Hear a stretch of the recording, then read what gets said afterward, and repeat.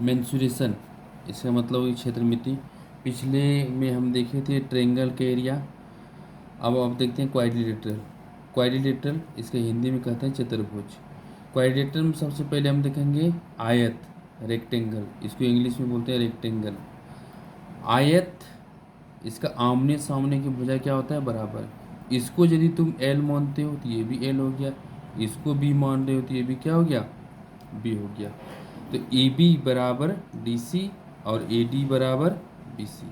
अब इसका क्षेत्रफल तो लेंथ इंटू ब्रेथ होता है, आयत का क्षेत्रफल क्या हो गया, लेंथ इंटू ब्रेथ। और परिमाप में इसको ऐड कर दोगे, जैसे एल एल बी बी, तो दो ठो एल हो गया, दो ठो बी हो गया। तो इसीलिए हम इसको आयत का परिमाप लिखते हैं, आयत का परिमाप बराबर 2 इंटू एल प्लस बी, क्योंकि दो बार एल आया और दो बार बी आया। अब इसका यदि हम डायगोनल निकालते हैं, विकर्ण, विकर्ण, तो डायगोनल निकाल रहे हैं तो इसका क्या होता है, L square plus B square, Pythagoras theorem से हो जाता है। आयत का विकर्ण बराबर root under L square plus B square. उसके बाद हम लोग देखते हैं स्क्वायर। स्क्वायर जो खुद आयत ही है, आयत ही है, और स्क्वायर को हम आयत भी कर सकते हैं, लेकिन इसका ऑल साइड इक्वल होता है, सभी साइड इसका क्या है, इक्वल है। इसलिए इसमें वर्ग का क्षेत्रफल यदि निकालेंगे तो लंबाई गुना चौड़ाई, तो लंबाई भी वही है, चौड़ाई भी वही, इसलिए इसका कहते हैं भुजा का स्क्वायर या साइड का स्क्वायर, इसको इंग्लिश में बोलेंगे साइड का स्क्वायर। वर्ग का परिमाप 4 गुना भुजा, सबको हमको ऐड करना है, तो ये 4 भुजा है तो 4 बार ऐड करेंगे, भुजा भुजा भुजा तो 4 भुजा हो जाए, इसलिए हम डायरेक्ट इसको लिखते हैं 4 इंटू भुजा।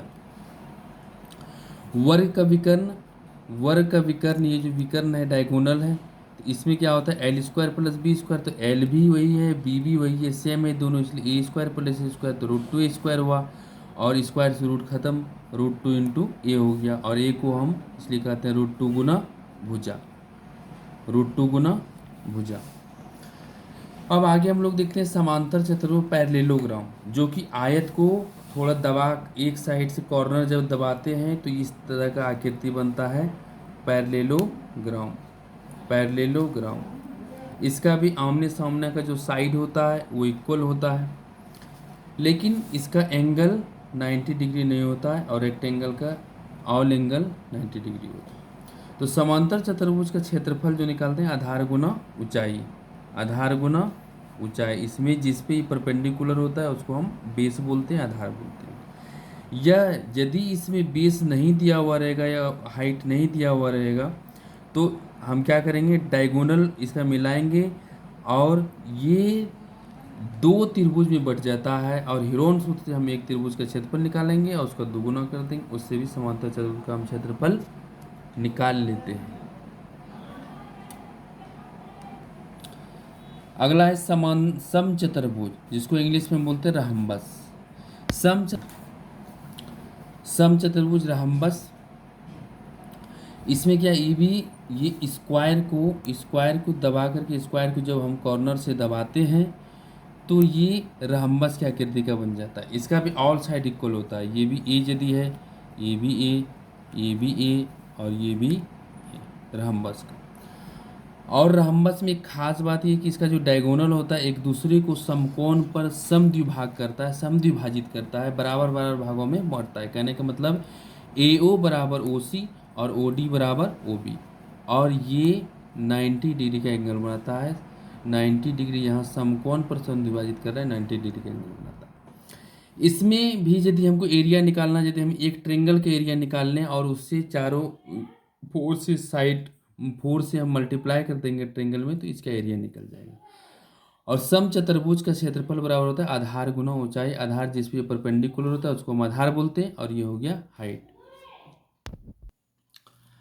अब आगे हम लोग देखते हैं समचतुर्भुज के क्षेत्रफल, बोले कि ट्रेंगल से भी हम यदि करेंगे, एक ट्रेंगल के एरिया, क्योंकि एक समकोण त्रिभुज हो जाता है, उसमें 4 से मल्टीप्लाई करेंगे तो ये पूरा एरिया निकल जाएगा।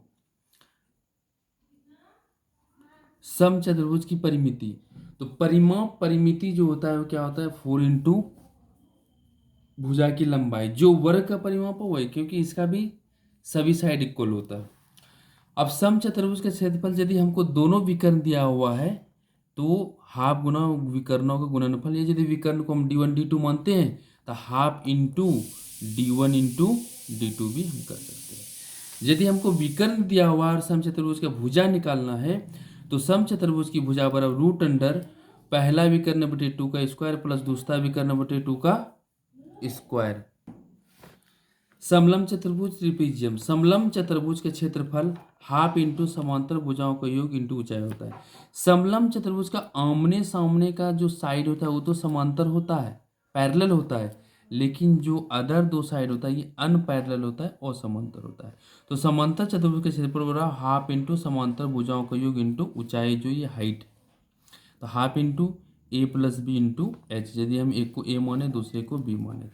लेकिन समलंब चतुर्भुज में यदि हमको ऊंचाई नहीं दिया हुआ रहता है तो हम क्या करते हैं, समांतर चतुर्भुज में इसको कन्वर्ट कर लेते हैं और ये जो ट्रायंगल बना BED इसका एरिया निकालते हैं हीरोन सूत्र से, फिर इस पे हम एक परपेंडिकुलर डालते हैं और फिर समकोण त्रिभुज के क्षेत्रफल से इसका एरिया पुनः निकालते हैं और बराबर करते हैं और इससे हमको हाइट प्राप्त हो जाता है, H प्राप्त हो जाता है। और फिर पुनः हम समलंब चतुर्भुज का क्षेत्रफल का जो फॉर्मूला है हाफ इंटू समांतर भुजाओं का योग इंटू ऊंचाई, इसी फॉर्मूला से हम फिर इसका एरिया निकाल लेते हैं। सर्कल, सर्कल को हिंदी में कहते हैं वृत्त। तो वृत्त का क्षेत्रफल क्या होता है, पाई आर स्क्वायर, और इसमें आर जो होता है ये डायमीटर का आधा होता है, जो सेंटर से होकर के जो लाइन पास करता है उसको हम बोलते हैं डायमीटर। पूरे यहाँ से यहाँ तक हो गया डायमीटर, जिसमें ये क्या हो गया त्रिज्या आर रेडियस। तो इसको वृत्त का क्षेत्रफल क्या हो गया पाई आर स्क्वायर। लेकिन पाई का जब चर्चा होता है तो पाई का मान आया कहाँ से, ये पूरी लेंथ को यदि हम नाप करके और ये डायमीटर से यदि हम डिवाइड कर देंगे तो हमको पाई प्राप्त आ जाएगा। तो वृत्त का परिधि जो सरकमफ्रेंस है इसमें हम क्या करेंगे, वृत्त के व्यास से डिवाइड करेंगे तो हमें क्या प्राप्त हो जाएगा, पाई का वैल्यू प्राप्त हो जाएगा। और इसी से अब हम वृत्त के व्यास, ये जो रेडियस है ये दो त्रिज्या का दुगुना होता है, जो 2 इंटू आर हम लिख सकते हैं इसको। तो क्रॉस मल्टीप्लिकेशन करेंगे तो वृत्त का परिधि बराबर क्या हो गया 2 पाई आर, और यहीं से फॉर्मूला जनरेट हो गया कि यदि हमको सरकमफ्रेंस निकालना है तो वृत्त की परिधि बराबर 2 pi r. Circumference of circle 2 pi r, परिधि को हम लोग इंग्लिश में सरकमफ्रेंस बोलते हैं। अब आगे देखते हैं कि ये तो पूरी एरिया निकालना था, यदि हमको थोड़ा सा त्रिज्यखंड, त्रिज्या के द्वारा जो खंड किया हुआ है उसका यदि एरिया चाहिए तो त्रिज्यखंड का क्षेत्रफल बराबर होता है थीटा बटे 360 पाई आर स्क्वायर, क्योंकि एक चक्कर जब हम पूरा लगाते हैं तो 360 डिग्री होता है, इसमें से हमको थीटा एंगल का एरिया निकालना है, इसलिए थीटा बटे 360 बटे इंटू पाई आर स्क्वायर। अब त्रिज्यखंड को हम इंग्लिश में सेक्टर कहते हैं। अब त्रिज्यखंड के बाद में एक आता है इसमें वृत्तखंड, वृत्तखंड का क्षेत्रफल। वृत्तखंड होता है जो त्रिज्यखंड में त्रिज्यखंड में हम क्या करते हैं कि जब कोई जीवा से हम काटते हैं, जीवा से काटते हैं तो उसके द्वारा जो खंड होता है उसको वृत्तखंड कहते हैं। तो वृत्तखंड का क्षेत्रफल क्या हो जाता है, इसमें पूरे हम त्रिज्यखंड का क्षेत्रफल निकालेंगे और इसमें त्रिभुज OAB का क्षेत्रफल क्या करेंगे, ये घटा देंगे। तो त्रिज्यखंड का क्षेत्रफल क्या हो जाता है थीटा बटे 360 पाई आर स्क्वायर माइनस ये त्रिभुज का क्षेत्रफल half into R square sine theta, और यहाँ पे थीटा का कुछ वैल्यू दिया रहेगा जो हम पुट करेंगे और मान निकल जाएगा।